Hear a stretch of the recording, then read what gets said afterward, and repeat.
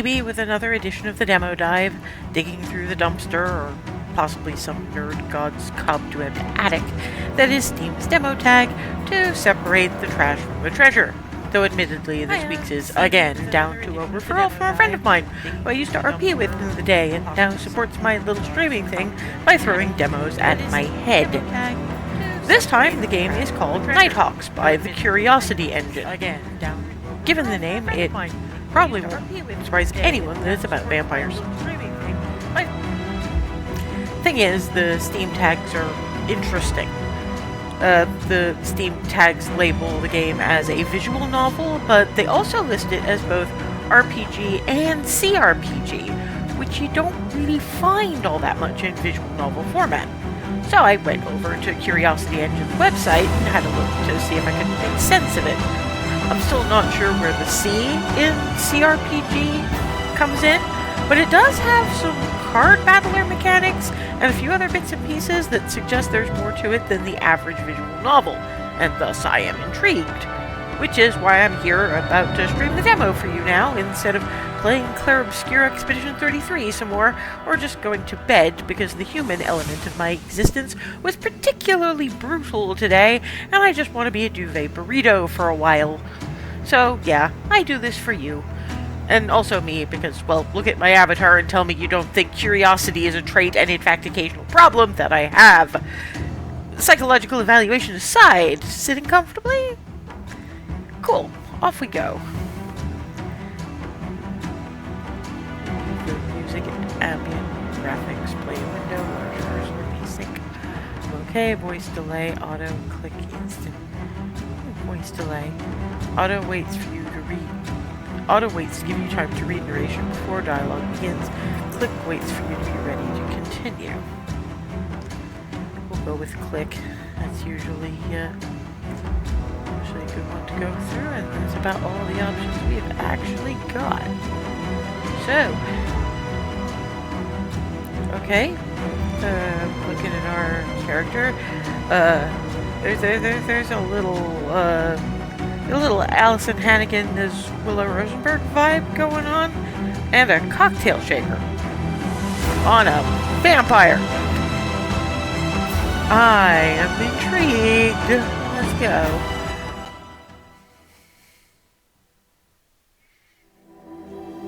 "6 months ago, you died." Great way to start! The story of your life is yours to celebrate, mourn, or forget. This is the story of your death. Oh Christ, if this is another Lisa situation, I am going to laugh a lot, probably. What is your name? This may not have been your name in life, but it is the name that you now wear. All else is your business, casting as much or as little light on your path as you choose. Nightbank. Balance broke. Okay.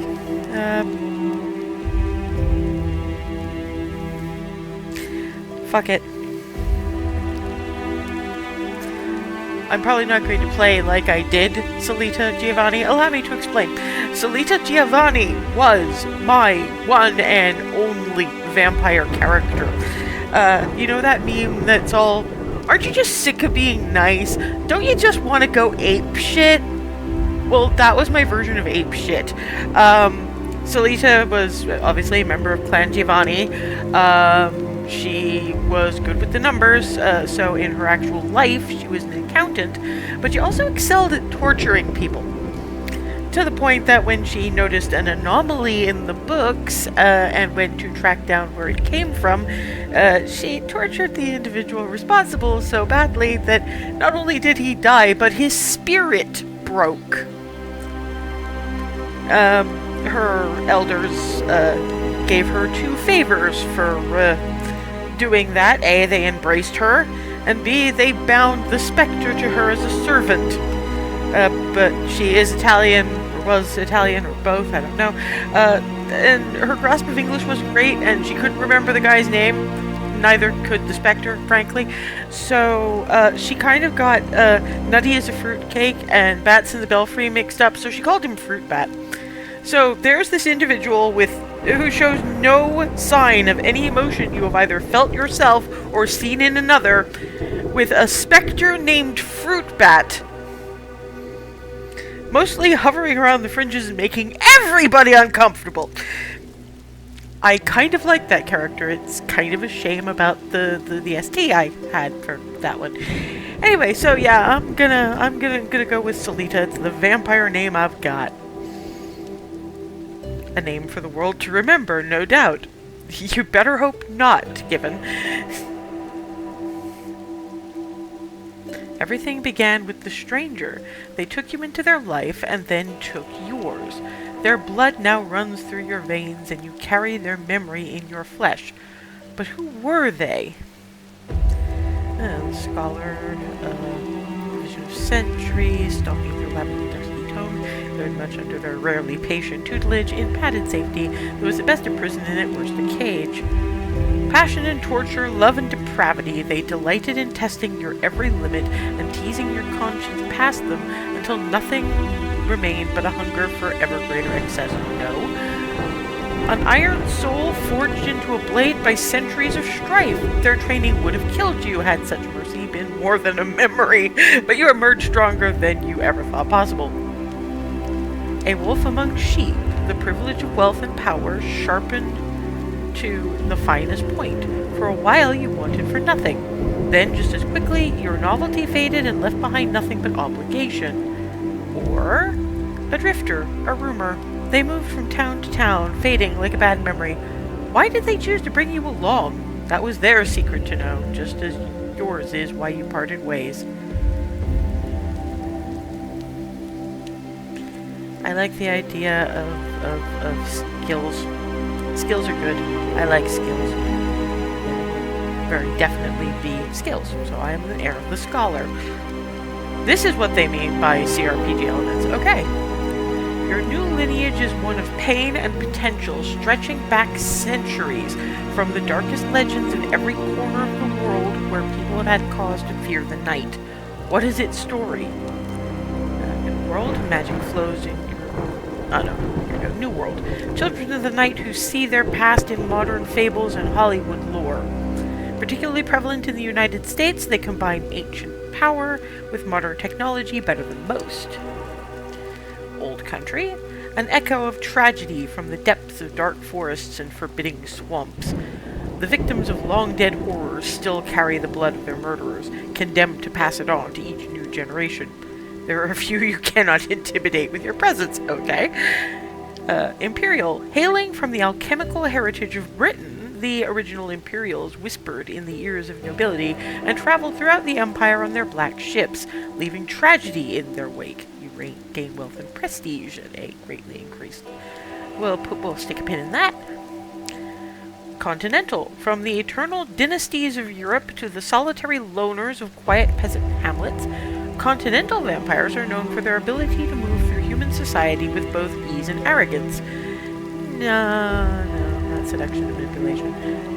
Old Mandarin, magic flows in your veins. Supposedly the legacy of Jiangxi sorcery from ancient China, although some object to that interpretation. Legend speaks of a great sacrifice that all who share it must one day make. Your natural talent allows you to use your gift more regularly.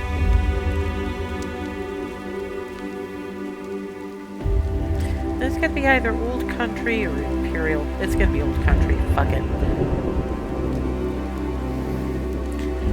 Everybody knows that vampiric powers are a myth, propaganda, fantasy. Everybody is wrong, as you learned shortly after your awakening. But what new power waited on the edge of possibility? Mesmerism, you wield the puppet strings of hypnosis and domination.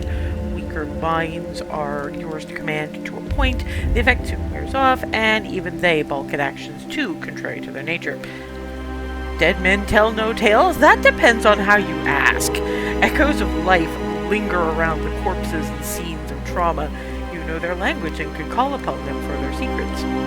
This enables you to witness echoes of trauma recently deceased. Beast within. It's a fucking bruja. Something claws at your soul, begging to be let off the leash. When freed, you feel your bones cracking, sharpening, reshaping, taking you to primal perfection and beyond. You have a chance to automatically turn the tide of losing battles. Natural Dominion. Rats, cockroaches, spiders, flies, the denizens of the night flock to your call and obey your orders. Cats, of course, keep their own counsel and will not be swayed by a mere vampire. Yeah, that's cats for you. It also allows you to see through your minion's eyes. Interesting. Tenebraean form. We've got a Lasombra. Woohoo! Shadows are your cloak. You can shift into darkness at will to evade your enemies or transcend the limits of physical flesh. It is a power that few have even heard of, let alone mastered. Fuck it, this is a Giovanni. We've got corpse talking! Life and death taught you many things, but what is your primary sphere of knowledge? Culture? You're well versed in all of the arts, from painted masterpieces to classic opera. Perhaps you've even been known to create your own works and earned a measure of acclaim. Technology, from scientific discoveries to fixing computers, there is little in the modern world you cannot master, or at least turn off and on again until it works. You always excelled in scholarly pursuits, including history, geography, and world languages. Somewhere, your achievements hang upon a wall as testimony to all your teachers had to impart. Street. You have learned the language of the gutter and the lessons of experience. You hear the unspoken words of the streets and know all the steps of its complex dance. Or occult. What others consider forbidden arts, you think of as light reading. You may or may not have picked up much of practical, but your mind is a codex of stolen secrets. Somewhere between academia and occult. Probably academia. Very well. These are the cards that fate has dealt you. Do you accept them? Yeah. Okay, this is why I am in the dark. Then let us begin. Well, let's see. Where do we go from here? But yeah, we do actually have character creation, to a point. Not bad.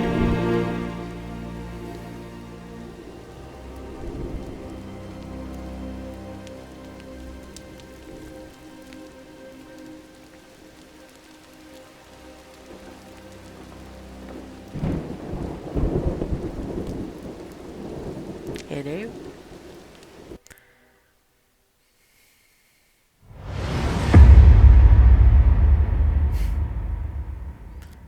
Prologue, A Second Life.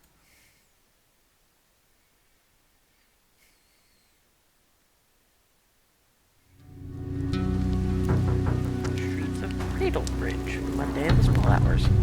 Last known address. Another night, the same thirst. Rain pours down onto the naked city, as cold and oppressive as ever. The night is no longer quiet, and never still. Not since the veil fell, when the world learned that there were monsters living amongst them. Monsters like you, no longer protected by the shadows. Knock on Elijah Morrow's apartment door. Okay.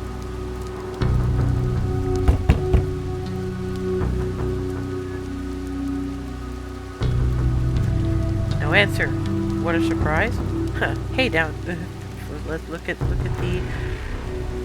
I mean, I know it's supposed to be a gargoyle, but since there's no drain spout or whatever, that's technically a grotesque.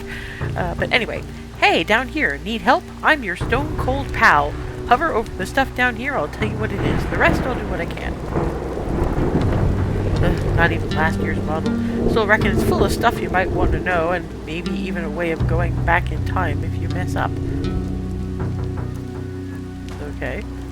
Good to know. Okay. No answer. Not a surprise.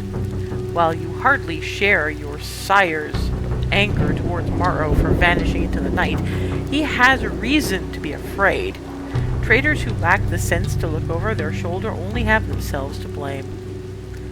Oh, let's see how I am with thief. Oh, the doorway gives way easily.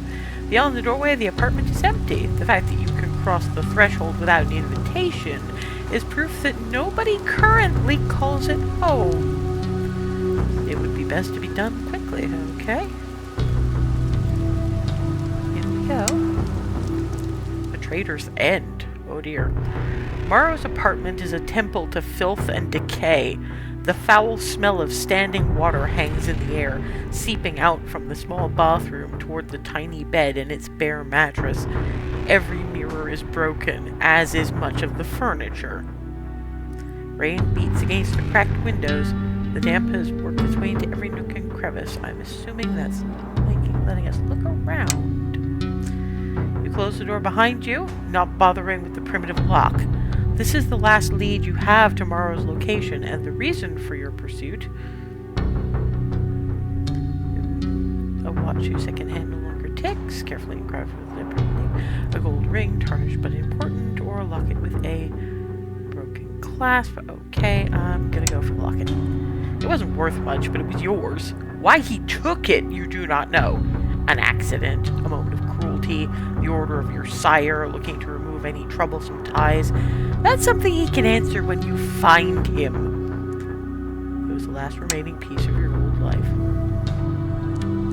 It is, however, not here.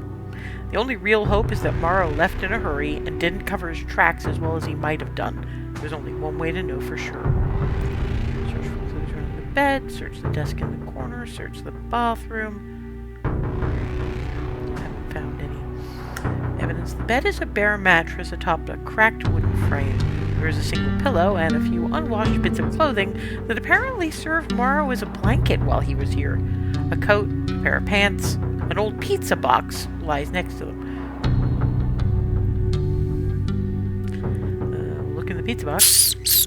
Irritated rat squeals, angry to have been stirred from its impromptu bed atop the crusted strands of mozzarella. I don't need to fight over old pizza. Search the rat glowers as you close the pizza box back over its head and leave it to sleep. Good night, buddy. Go right ahead. Search through the clothes. The pockets all appear to be empty until you get to a pair of old black slacks. Inside is a wallet, empty except for a few nickels, an organ donor card, and a long expired driving license.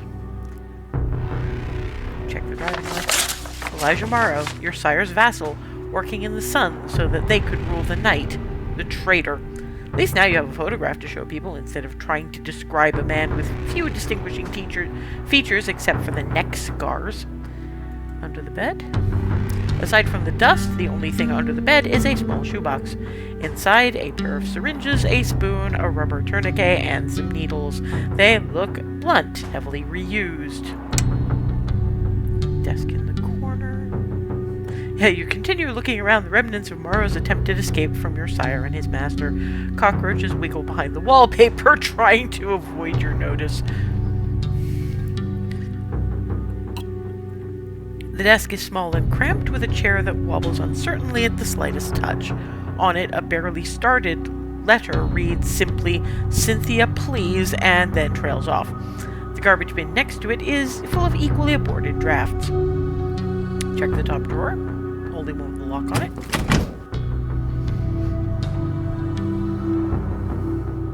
You pull up the drawer, but unsurprisingly it isn't even on site. Someone's even fixed the handle.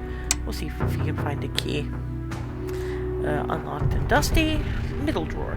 You open the drawer. It is empty except for a few spare bits of paper, some pens and pencils, and a small spider that scuttles away in terror at the sudden light. Bottom handle. The handle is splintered and covered with gum. You open the bottom drawer. There is nothing in it except for some wax and your sire's seal, the mark that told those in the know that Morrow was authorized to speak on their behalf. A somewhat antiquated sign of confidence, but not an uncommon one. Older vampires do tend to enjoy ceremony. Let's see if there's anything in the bathroom that might need help. Bare, splintered wood underfoot. A cheap ceramic bath with barely enough room for an average-sized person to sit in. The hot water is disconnected. The state of the toilet in the corner is best left unmentioned, never mind actively investigated.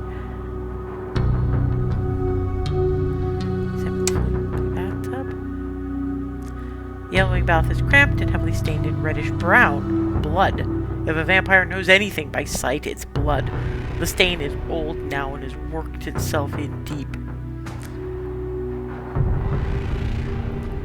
Medicine cabinet. The glass is cracked and bloodied as if punched.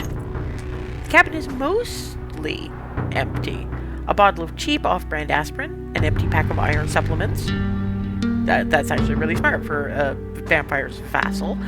Underneath that is a small metal key, too small for a door. The key to Morrow's desk, most likely. Well, I hope this doesn't use up too much blood, but let's read residual echoes. Ooh, that uses a lot of blood. An image briefly flickers behind your mind. A naked man huddled in a bathtub, the light off. His skin is a mesh of scars and fresh cuts. He has a razor blade in his hand, blunt from overuse. He gasps as he drags it over his legs, just enough to let more blood ooze away. Red, but darker than usual. An oily swirl that seals the artery before too much can escape. The image fades away, leaving nothing but stains. Hate doing this. Examine the state of the toilet.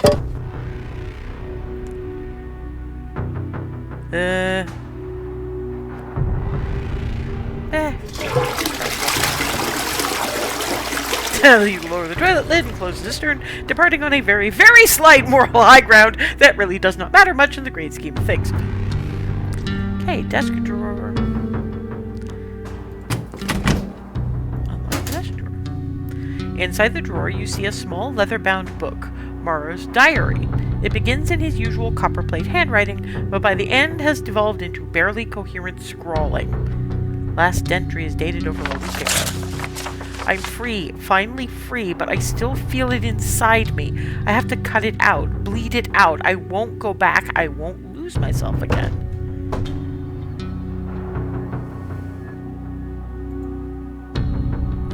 Ready to put the pieces together.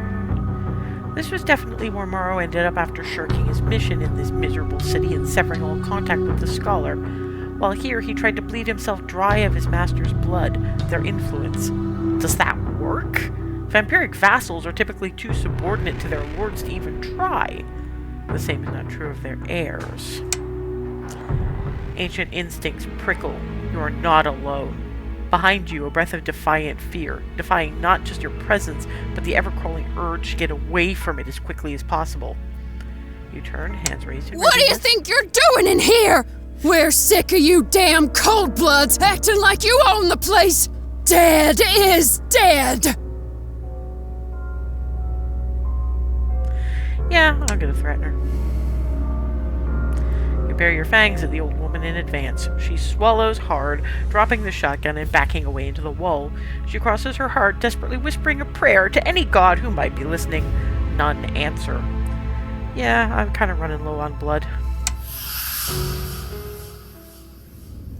Too long, too many hungry nights, struggling with your thirst and the need to keep a low profile. But now it's close enough that you can almost smell it. Hear it, pumping, pounding in her chest. Hot, alive, pure. Every instinct whispers to you to take it all, that nobody will ever know. Nobody will care. Yeah, fuck it.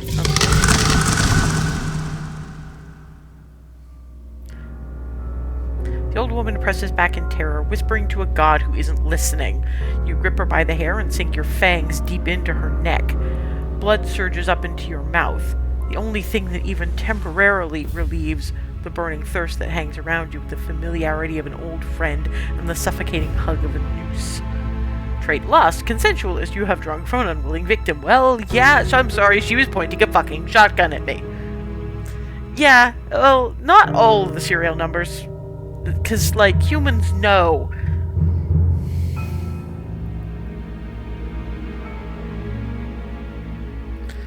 Stick her body on the bed. What the hell? Carefully rest her body on the bed and brush your hands off on your clothes. A little lingering blood. Nothing unusual. Not even something that most people will notice these nights. Back out onto the cold streets of Cradlebridge. Cradlebridge, the dead market district of a dying city.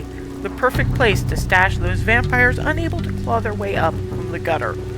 A place where vampires can gain amnesty for any and all past crimes in exchange for a pinky promise to keep their instincts in check henceforth. Home. At least for now. If only vampires still had nothing to fear at night. Oh dear. Two figures in leather watch from the depths of an alleyway. They see you walking alone. They see that even in the cold of night your breath leaves no clouds. You pass, trying to avoid eye contact. It has been many days since you fed properly. The old woman's weak blood barely even scratched the surface of your thirst. Oh dear, the pair recognize your weakness even at a distance. They produce something from their pockets. Their steps match yours as they put on their masks. Cheap, featureless party masks sprayed white. Originally a sop to anonymity, now a symbol of defiance against vampires sharing the streets with the still living. Trouble. Fuck it. We're gonna fight. You turn and just for a moment the pair takes a step backwards. The moment doesn't last.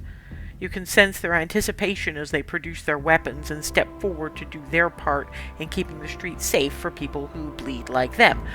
Prepare to defend yourself. What in the name of ever-loving hell? You fight back, but it's 2 against 1, and soon inevitability takes its course. As your strength gives out, all you can do is fall into a heap on the ground and try to weather the incoming storm of spit, kicks, and insults. They lose interest before getting any further, leaving you lying in a mess of boot marks and bruised ribs. Relative safety of an empty alleyway. A beggar at the back wisely keeps his distance. With a few deep breaths, you bring the pain under control. That battle took more out of you than it should have done. You need fresh blood. You need answers. Most of all, you need to get out of this city before it swallows you up. A few minutes of rest, then back to your sanctuary. Sunrise always arrives sooner than you expect.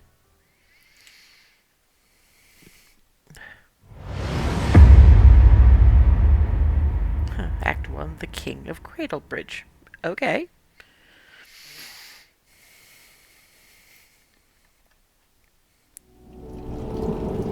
The Halcyon Hotel. Tuesday, sundown. Another shitty night. The rusted metal of your bed creaks underneath you, its mattress damp and encrusted with ancient patches of blood, sweat, and semen. The last stinging memories of the day's bad dreams fade into the increasingly familiar drip, drip, drip of a waking nightmare lit by a cheap flickering bulb. Reluctantly you crawl out of bed. Everything aches. Everything is cold. Your blood sits stagnant in your veins, no longer at the whim of a beating heart. You pull yourself to your feet and take a moment to look at your still unfamiliar fangs. Check the mirror. Dusty. It hasn't been used in a while. Can we see vampires in the mirror? Wipe the dust from the mirror. No reflection, of course, but the empty frame staring back through you is still discomforting. Perhaps for the moment, however, that's for the best. Bedroom door. There could be something useful in it. The cross atop of Gideon Bible stings at your eyes, burning like chili peppers. Unable to bring yourself to touch it, you shut the drawer tight. The pain slowly fades, though the scorched after image lingers considerably longer. Peer out the window. You fix the planks back into position and look down at the street below. It's quiet, but not the peaceful, relaxing kind. It is the quiet of a place where everyone minds their own business because they really don't want to get caught up in anyone else's. Wash your face in the sink. Your skin is always dry and always cold to the touch. 8 years ago, the world changed forever. You came to the city in the hope of finding a place where your new nature would be accepted. Instead, you found little but suspicion, fear, and poverty. But everything changes in time. Outcasts rise, and now you call yourself immortal. You have all the time in the world. It's a new act. Each one you'll have some big thing to do and a whole load of options to explore by the end of the month. Don't worry, you've got plenty of time to get stuff done. A cheap hotel room in one of the most impoverished, dangerous parts of the city. The windows are barely boarded up enough to keep the sun from your skin, and the room's heater struggles to even take the edge off the rising damp. Home. For now. Equip items from your wardrobe.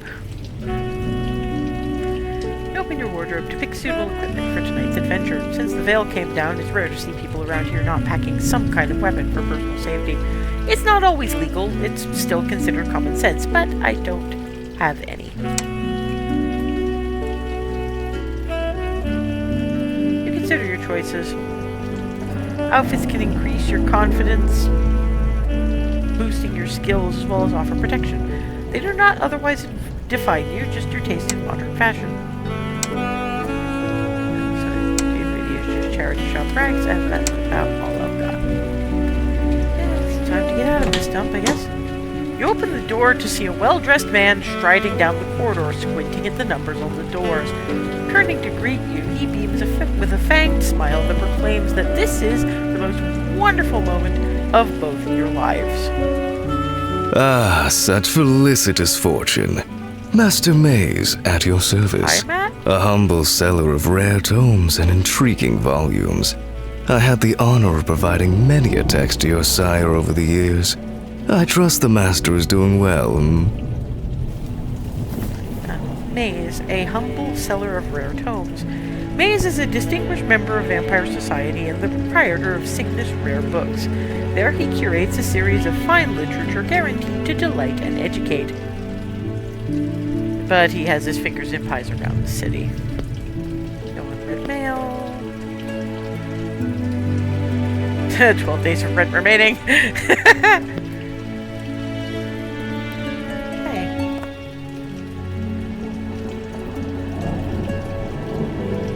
Exemplary. Do pass on my best regards. So he knows the city well. Why was he looking for you? To offer my greetings, of course. A friendly face upon these most unwelcoming streets. I suspect you have not seen many since your arrival. Alas, these are turbulent times. This glittering jewel? This ocean of possibility? I venture I know it as well as any, I suppose. Let me be your Virgil, your Aeneas, your Hermes. Aha. And I have the option because I am an educated son. Didn't I guide people through hell? You are your sire's heir, true enough. Yes, the accursed need for sustenance. Perhaps I might invite you to my humble abode for a little sanguineous repast. Yeah, I'll accept it. Splendid. Why not? Then to Cygnus Rare Books. One tiny addendum. Simply follow my lead. First literally, and then, well, you will see. That's your companion. They help you out and just plain keep you company. You can swap them out back in your sanctuary. Maze bows his head, okay.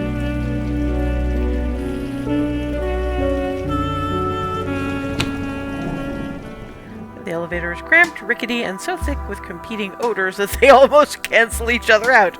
A slight mercy. Bobby exits the street. The Halcyon is a fine old building, now long past its prime. The paint is peeled and every surface sticky. The rat droppings trodden into the carpets and slithering cockroaches behind the wallpaper say more of this place's standards than any review.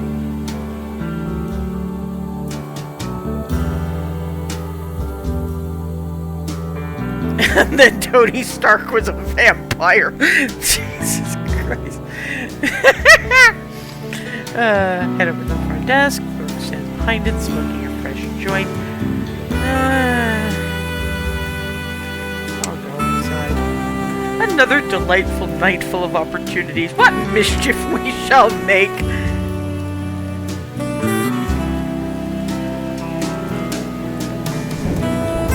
You step from the damp warmth of the Halcyon into the streets of Cradlebridge, where light is swallowed by the darkness and few dare venture without good cause.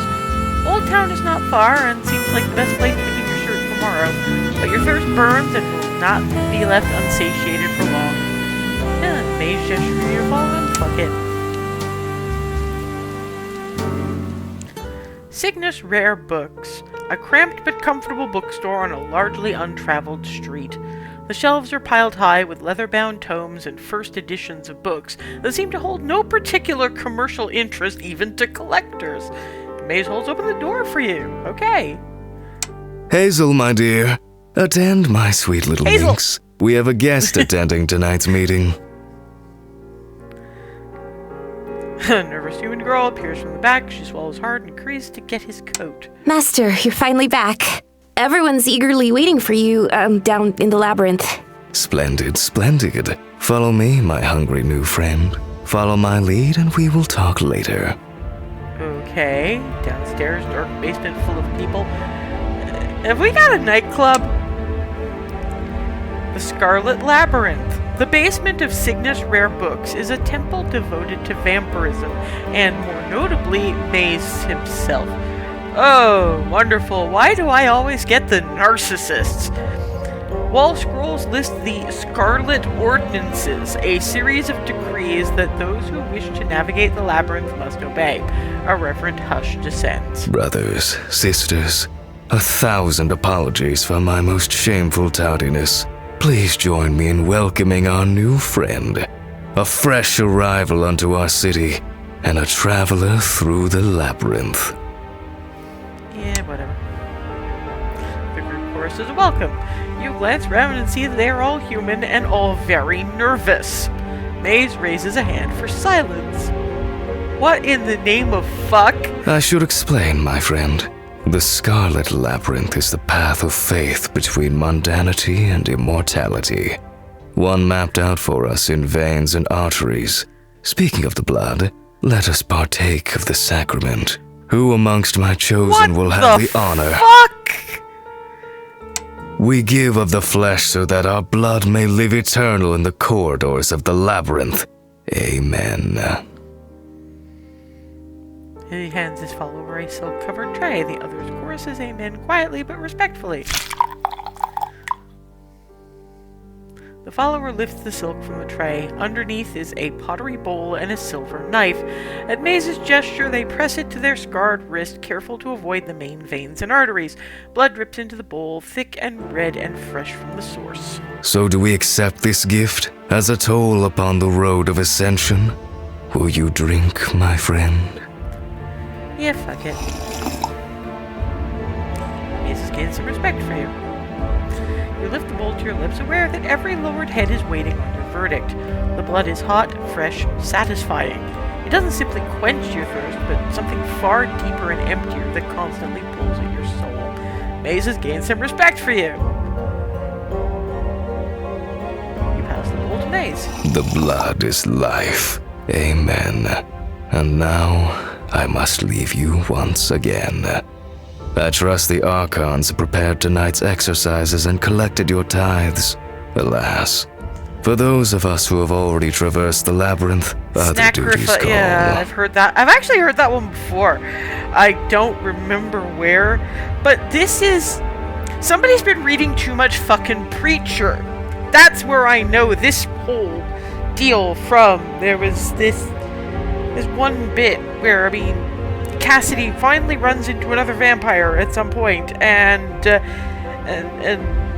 vampire just keeps doing that creature of the night thing, sets himself up this little cargo cult of vampire, and later they actually come back, like, to deal with Cassidy, but it's a whole thing, and yeah, no, this is, it's more like that particular few issues of Preacher with a liberal helping of Vampire the Masquerade. Alright, out we go. The taste of blood fresh from a vein. How delightful to be able to share it for once. Sycophancy adds such a sweet aftertaste. My Scarlet Labyrinth, a little gathering of my own invention. The lure of immortality is rather irresistible to certain minds. Minds, fortunately, small enough to be guided. Ah, so he's a con artist. Such scurrilous accusation. No. It is merely a light of hope in these dark nights. Hope strategically dangled, perhaps, but hope nevertheless. I should return, before the silence offers too much time to consider the details.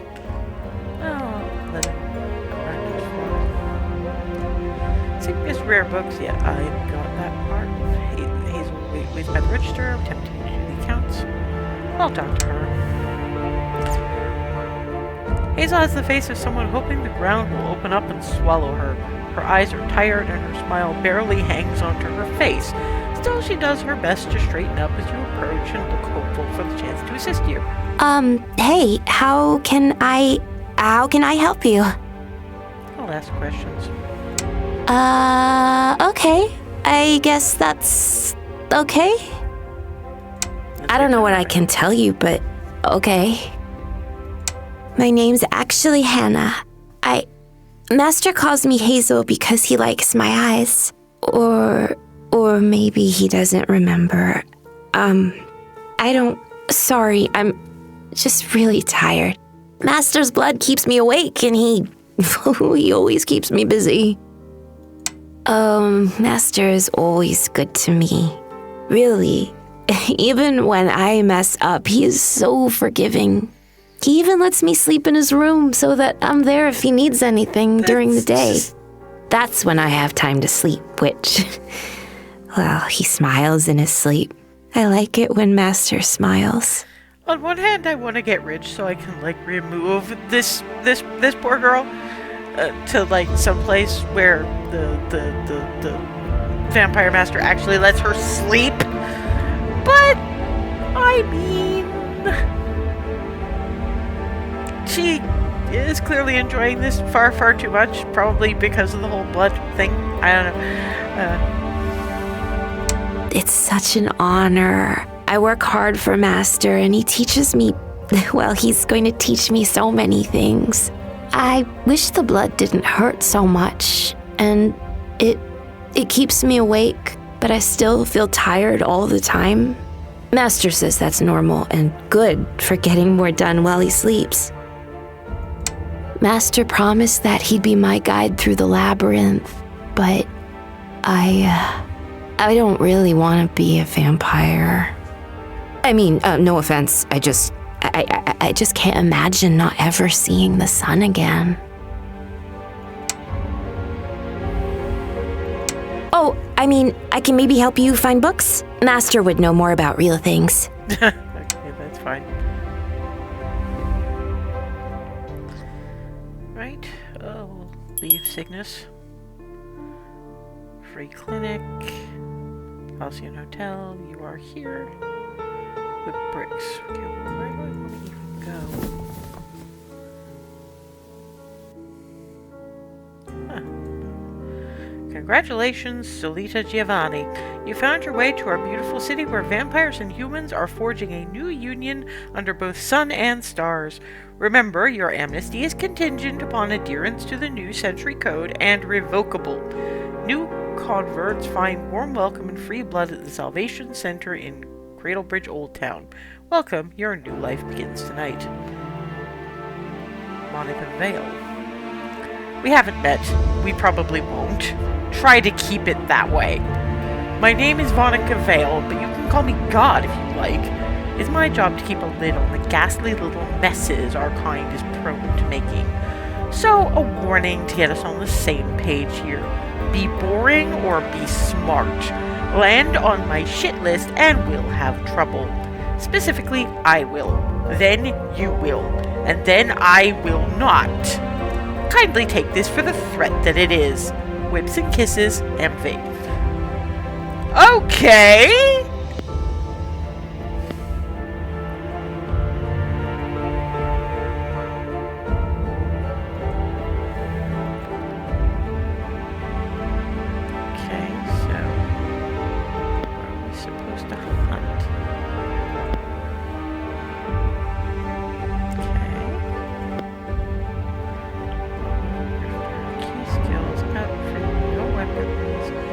Shop rags. Yeah, okay.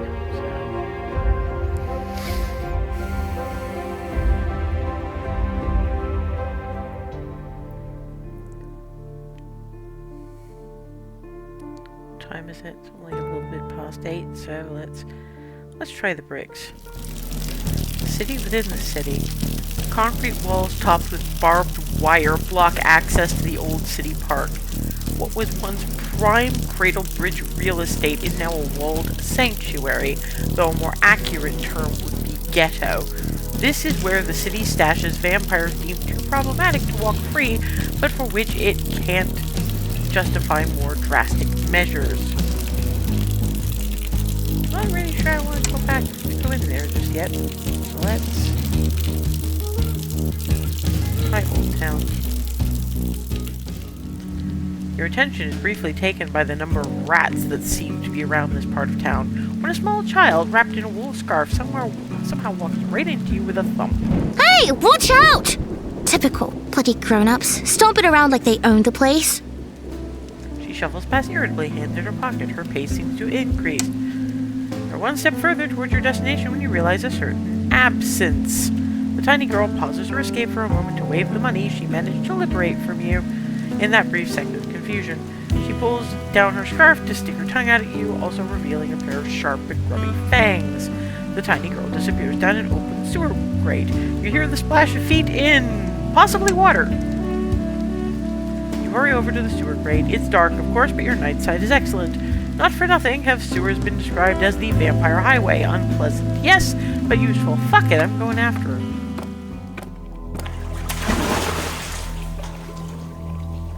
The amount of graffiti on the walls suggests that these sewers see more visitors than most, but right now most of them are rats.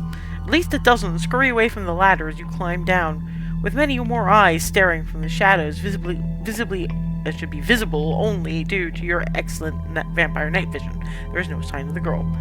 Let's try the north. A furious sewer rat leaps out at you out of nowhere, scratching at your eyes. With incredible courage and murderous intent, it hisses, the others squeaking and chittering in support of its assault. Fuck it. Give it a shot. The rat prepares to unleash the fury of all 7 hells upon you, before belatedly realizing that this is not some whimsical fantasy, but the real world, in which it is a tiny sewer rat, and you are a vampire who could stamp it into jam. It scampers back in terror towards the young girl. Red eyes glare at you from her pocket. Yeah, nice one there, Charlie. Really put the fear of God into him with that one. Alright, so reckon you caught me fair and square. Not a lot of folks can do that, so yeah, that's the thing. What is it you was after? Don't go acting like you had much worth pinching. Name's Agatha. This here's Charlie, and Doris, and John, and Dolores, and this book is new. Reckon I'll call him Wesley. Oh, long gone. Like 100 years, 150? Hi, somebody turned her when she was a Don't be fooled by the kid? pretty face. These old eyes have seen some shit. Well, obviously. Sewer. Other kind too, I mean. Don't mind them. They'll not bite. Not unless I tell them to. Not except maybe that one. Bit of a prick she is. Anyway, I reckon they'll not like any sudden movements, so wouldn't go making any if you don't want a face full of claws. Just try it, Longshanks. Got a whole lot of practice turning on the waterworks in front of dumb grown-ups. Of course, first we'd see how fast you run with them leg muscles cut to ribbons. Had plenty of practice there and all. Alright, make you a deal. I'll just hang on to this boring cash, like, you know, finder's fee. And you can have this back for nothing, because I don't want it. Sound fair? You reach down and pick it up, realizing with horror that along with whatever pocket change she took from you, she took your V card. The unfortunately named ID marking you as a legal vampire who has signed the New Century Code in exchange for amnesty. Death is a vacation compared to getting a replacement. The girl has used the distraction already. He has too much of a head start to pursue her now. Before you can protest, the girl is gone, taking your money with her. Fortunately, you had little enough on you to steal. You climb the ladder out of the sewer, ready to continue your journey. Wrong side. A once prosperous marketplace, now abandoned by even most of its drug dealers. The air hangs heavy with the smell of rotting brick and overflowing sewers. Beggars shake tins at passers-by, hoping to scrounge coin for a bed or a bottle to keep them warm through the night. The few locals forced out this late push past irritably, eyes sallow and fixed on their own problem.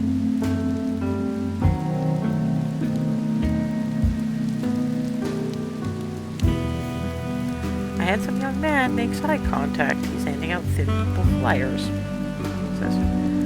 The man has the look of a model and the apparent intelligence of a model train. He enthusiastically pushes a purple piece of paper into your hand, advertising a nearby club. It doesn't look particularly promising, and it's not like you can afford much in the way of a night out anyway. Still, you take it, just in case. The handsome man hurries off to another customer. You politely dispose of the flyer in the nearest bin.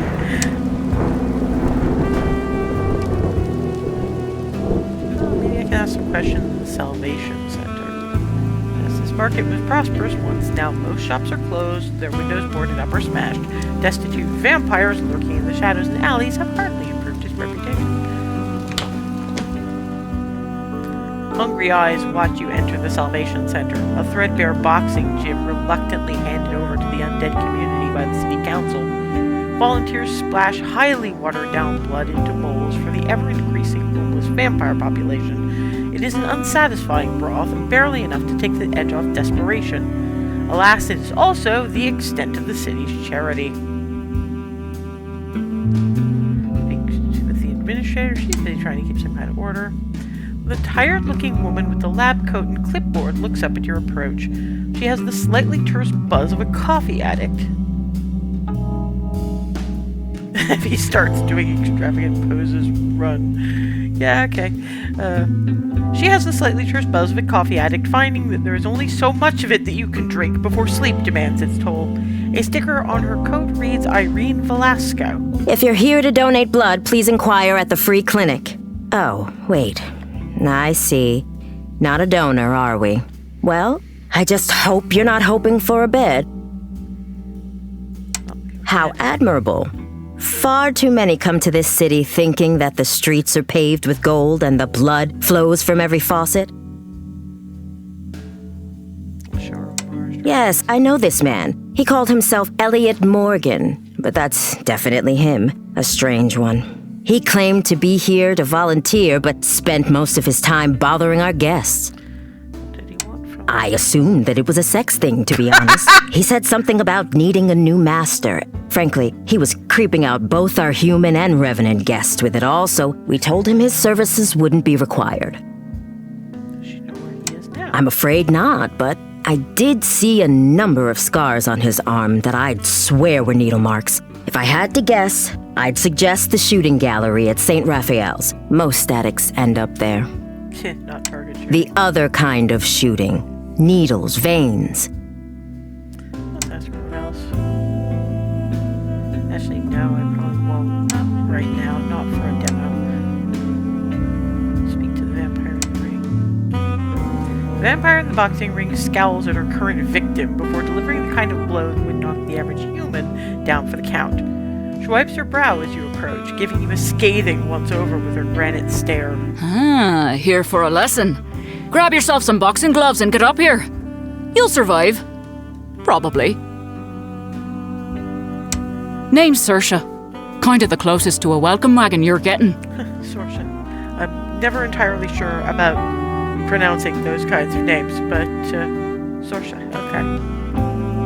Thing most folks forget is, if you were all soft in life, you're starting out just as soft in death. Too many baby vampires go out thinking immortal is the same as indestructible. Poor bastards. Come on then, try kicking my arse. I'm going to lose badly.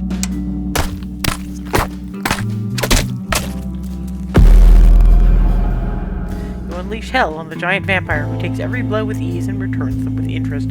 By the time she declares the bout over, you are bruised and battered, but still standing. Not many can claim that after a fight with Saoirse Kane. Not bad. Got a few nicks there, mind. Should get yourself checked out by the doc over at St. Raph's. Plays rough, but knows his stuff.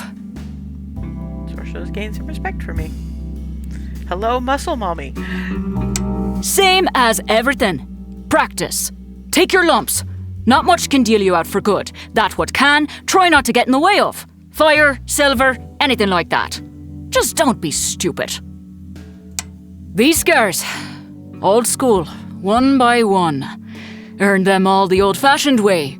Snarling, bare-chested, and covered in sweat and blood back in the fighting pits of Dublin. Nothing better for teaching the beast inside you how to roar. Doesn't fight shirtless here, though.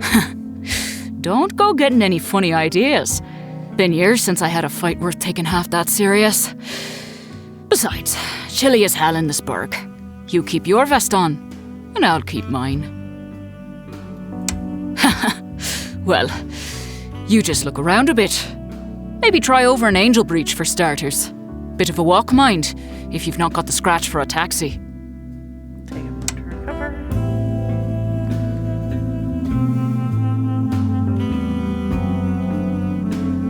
I'll ask her what's going on. No, I'll ask her about herself. Everyone's got a story. Mine's nothing special.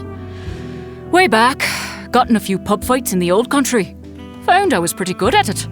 Well, weren't interested in taking no husband, so took myself down to Dublin to try my luck down in the fight pits. When death finally came to collect, I reckon I knocked his tits off.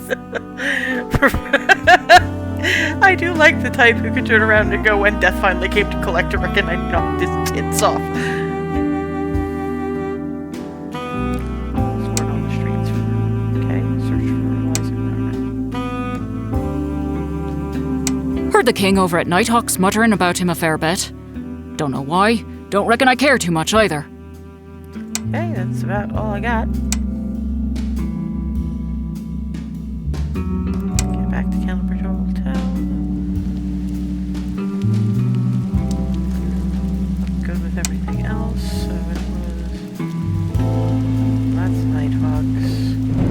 St. Raphael's. I got 20 minutes, I can do that.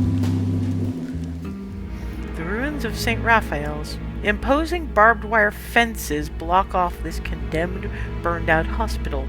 Many of the old wards are now rotting shooting galleries where heroin-addled addicts sit and stare into space, rusted needles searching for usable veins. The main reception building is largely intact, but no more welcoming. Oh, wait, isn't that the same woman who beat the ever-living shit out of me the night before? You approach the main building. Crackling music seeps from an old cassette deck, an unfamiliar tune. The guard by the door switches it off and gives you an unwelcoming stare.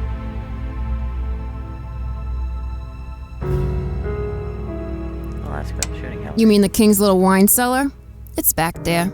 He's got his deal with Miss Riordan, of course. To stop your kind shitting where others eat. No unauthorized fangs, if you get me.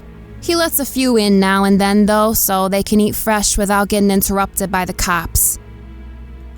Yeah, you know, Tancredi, at Nighthawks, runs this whole part of town. If he doesn't want you in, you're not getting in. Go speak to him if you're hungry.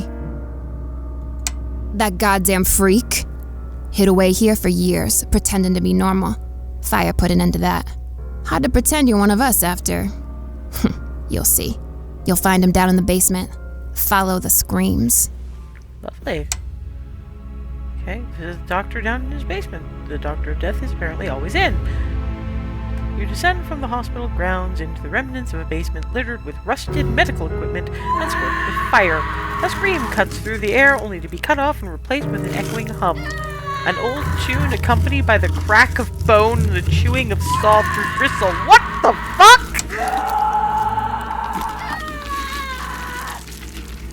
That might actually be why people go there for a snack. It sucks when you can't take in your own vices.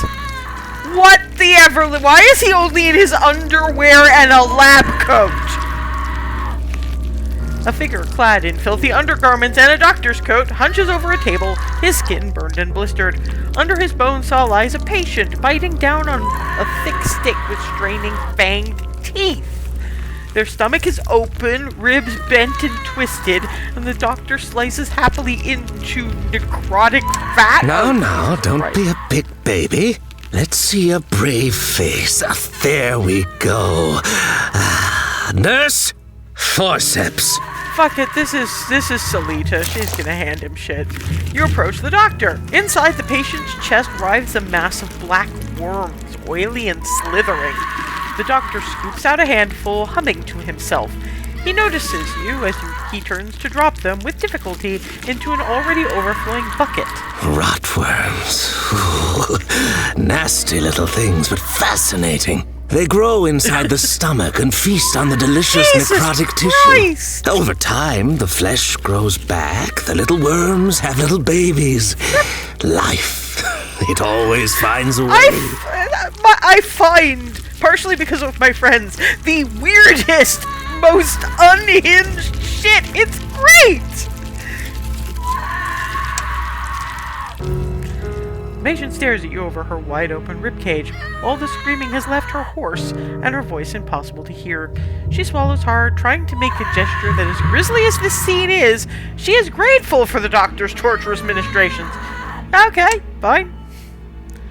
Doctor pats his patient down with a crusty old towel, leans down, and plants an affectionate kiss on their exhausted forehead. As a final gesture, that should be singular, he digs a hand into a pocket and produces something. A cherry lollipop coated with dust and lint. He pops it into the patient's mouth and wipes his hand on his blade. What the ever-loving fuck? The true spirit of modern medicine.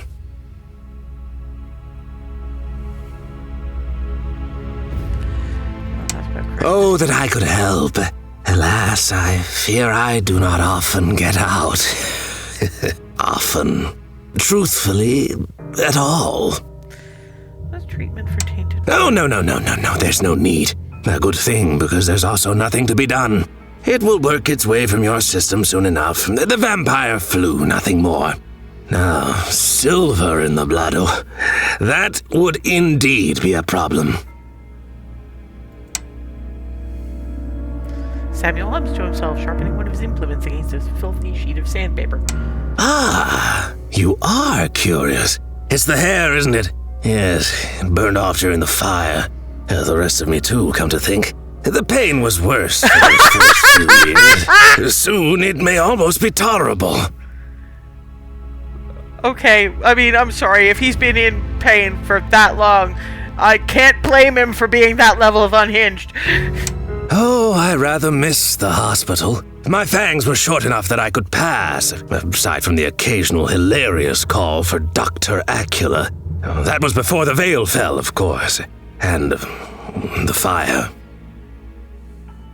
Fuck if I know. It feels like it was a while before the veil fell, so several years. 'Cause... let's check our, no unread mail. That's people, that's calendars, that's memories. No. Let's see if that actually helps. No. I mean, it was several years ago that vampires became, like, out. So, I don't know whether the veil or the fire happened first, but, you know, if I was a little less twisted, this whole thing about the veil coming down, I could technically do that with hippie Smeagol. Just saying! Anyway, vampire medicine. Most think that our kind can heal from anything in time, and yes, more or less. A lucky thing for the medical profession that there are still injuries that can use a little help from these healing hands. Fire, silver, he's they leave their offering marks to more than let most. me pop his blisters. As well, you see. You can pop a blister if you like. No, thank you. Yes, I see you've been through the wars, and no mistake. Alas, I have quite the waiting list of patients, and many are in much worse shape. Perhaps we could schedule an appointment in 3 months? Appearances. So very deceptive. So much to do and so much to be done. I must be fair and even-handed. It is the only responsible way to ensure all get the necessary care. Samuel peers at you and your wounds. He shines a flashlight into your eyes, mumbling to himself. It is not clear exactly what he hopes to see. It has been a long time since your pupils felt the need to dilate in the light. Still, he seems to be satisfied. Aside from the minor matter of being dead, I would call your health tolerable, perhaps. Many who find themselves in the care of my healing hands are not so mobile, functional, if you will. But I have so few resources for treatment. It sounds like a trade. It sounds like if vampires the ever-popular exchange of service for service. With pitchforks and torches. Apparently, there's massive. Is it racism? Speciesism? Anyway, this is going to be about blood. You have, as it were, put your finger upon it. Do not think of it as finding victims. No. Think of it as encouraging donors to do their part. I'm sure that will be no trouble at all. There are always lost souls on the streets, or so they tell me. Perhaps once you have slaked your thirst, you might bring me what remains. I will not object to what I believe the youth would charmingly call the sloppy seconds. Alas, you find me being somewhat disingenuous. The blood is key, yes, of course, but rest assured, the whole corpus is a veritable treasure trove of opportunity. The spare parts are never wasted. This guy makes Dr. Aldini look sane. Why, Dahlia Riordan is the new manager of this fair establishment. I assist her with medical matters in exchange for the chance to continue my work. A most fair and equitable deal. I think I'm about done for the time being. And yeah, we're like, this is one of the longer demos, and I have work in the morning, so as charmingly gruesome as this is probably about where we leave it. But I mean, yeah, I kind of want to have this when there's an actual full game, because I actually don't want to get to the point of running into the end of Major Day and go, wait, no, I want more game. I think this one is only coming soon on Steam. Let me double check this. Assuming it never loads. Oh, worse. To be announced. It's on to be announced, guys. This is gonna take forever. So, yeah, no, I'm not gonna run into the brick wall that is demo is now over. Hope to see you when it arrives. But yeah, it's definitely going on the wish list, because I mean, yeah, this is like a whole bunch of modern vampire literature tropes chucked into a big old cauldron, and probably with some Eye of Newt for flavor, and just stirred. You know, it's kind of like they took all the elements of modern vampire novels, etc., and like gave them to me to cook something with. I mean, we've got some True Blood, except unfortunately without the actual synthetic blood substitute part of it, which would make most of this go away. There's a terrible lot of Vampire the Masquerade.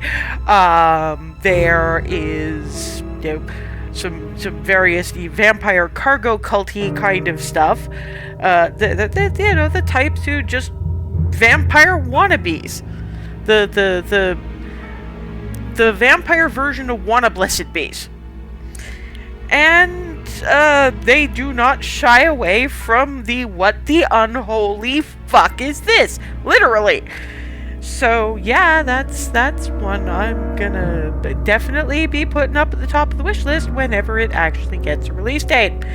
And yeah, so that's our demo. And you know, when I wrote the script, I said, well, not exactly the vampire I used to play in the approximate vicinity of the friend of mine I mentioned. It kinda is, because this friend and I met at a chat and forum RP server. Not all of the WoD stuff, but most of it. I played a lot of mage, I ran changeling, and I had the one sociopath vampire. But this guy and I were more into mage anyway, so yeah. But I mean, yeah, this is just like, it's not even Vampire the Masquerade with the serial numbers filed off. It's like the starter pack. You know where D&D has, where you get sort of limited options and just go to. Anyway, yeah, it says something about me and my friend that he saw this and thought of me immediately. Like, okay. But I mean, I'd say I'm not sure what to do with that, but I kind of do, because it is kind of me. It's well meant, anyway. There'll be a write-up of how this went on my Ko-fi, along with the TJF write-ups, the other demo reviews, a couple of essays. You know the drill, cups of the elixir of life gratefully received, but it's all free to access. I'm just showing people the glory of demos. Seriously, if you liked how this one looks, or need more game, just download the demo and see if you like how it plays. I would finish it, but I know I'm going to run into a brick wall anyway, and I have so much other shit to do, so if you want to see the end of it, you know where the demo lives. And Spooky Week approaches. Friday, 24th October, is the first of my official days off from mundane mortal concerns, and I'll be spending a fair bit of that time clearing my overflowing demo collection on Steam, when I'm not hyperfixating over Clear Obscure. Unless y'all want to watch me do that as well, which could be arranged, though I'm ambivalent about whether I want to restart that one, as I've just hit Act 2. On one hand, I've got a better handle on the mechanics and would be a lot less of a flaily mess than I was first time around, but on the other hand, I just started Act 2. If you know, you know. Anyway, Thursday night is just mine to do whatever, because I desperately need recovery time. I am so burnt out, you have no idea. But I've already got 3 demos lined up for Friday. Am I Nima, Night in Delirium, and We Harvest Shadows, because why not fit farming sim and fucking creepy into one game? They're 2 of my favorite things. That on top of Friday's The Game in Full, going back to another couple of chapters of By Sweet Carol. I haven't scheduled the rest as yet, but I'm working in that general direction, and also I am not an affiliate, so Twitch won't let me schedule any kind of one-offs at all, but I can work around that, mostly by posting my streaming schedule for the dates 24th October to 1st November on my Tumblr, and by remembering to do regular alerts on Blue Sky. Hopefully you'll be able to make it to some of them, but if the time zone doesn't suit, which I wouldn't be surprised if it didn't, you'll be able to watch the streams on VOD over here, and I should be able to put the most worthwhile ones onto YouTube.